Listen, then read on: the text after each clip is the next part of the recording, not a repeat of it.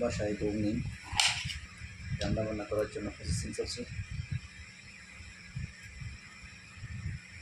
কাটাকাটি করতেছি।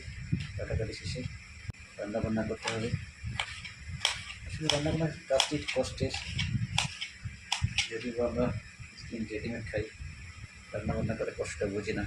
নিজে যখন করতে গেছি, কাজটা করতে গিয়ে অনুভব করতেছি যে রান্নাবান্না কাজটি আসলে কতটি কষ্টের, না করলে বোঝার কোনো উপায় নেই।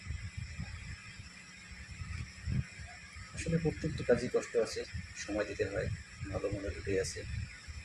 রান্নার কাজে যেমন কষ্ট, অফিসের কাছেও সে তেমন কষ্ট।